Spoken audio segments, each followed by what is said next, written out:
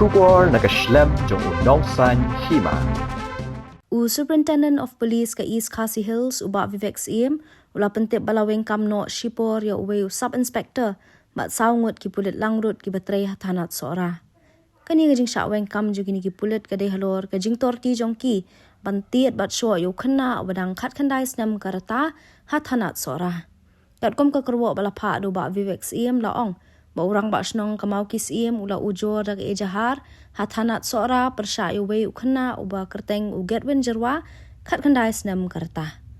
Kat kom kajing ujor ka balathap ba ka shitarik unai tung arajar arpusan lakano ba ka arpu pratrik ujlio arajar arpusan u getwen ula thombor yu we ubreu ha mau up mau ki Siem da ka bakran ki kitien si kitien sang medag jing berngem bersit.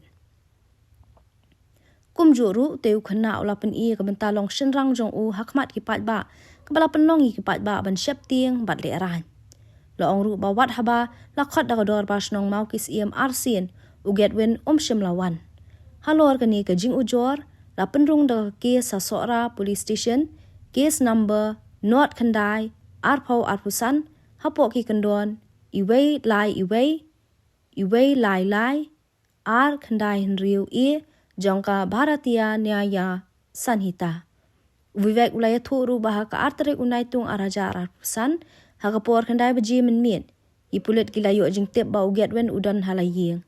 Ki pulit na thanat sora kilalet ban kem yo u hendai ulalat no hadien bolayo jing tip. Hakasngi babut kata kalai trik unai tung araja arpusan hakapor khatwei baji men stem. Kakmi jong u ka kong Mildred Jerwa kalawan ra yo getwen shathanan. La pentip yaka ba anpalaj u hakajan miet. Yo getwen la pha sha sora CHC nakabenta ka medical check up balon ra biang shathanan. Hadien kata hakapor prabaji khatsan minute jan miet ka kemi jong u kalawan man pelaj yo u. Tang sudap ka jing pelaj ha ka hnyo trik unai tung arajar arpusan ka kong Mildred Jerwa kala thap da jing ujor ba ukhun jongka ula mensau hakapor badan hakti ki pulen. Kalau ong ba hadien bakala ra yo u kelalet sesora CHC, bat pat seselong civil hospital.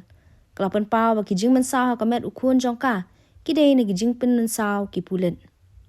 Halor kani subdivisional police officer pen Ursula uba B1 Sweat MPS ula bathak man pelong ya ka jing tokit man ra ya ka kaipon.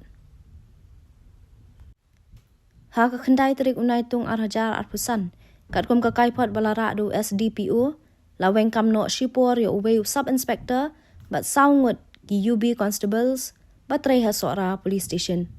Lapan rungru da ka criminal case persya ikini ki pulet hapo sora police station case number iwe not arpau arpusan hapo ka section iwe r not iwe lai san BNS.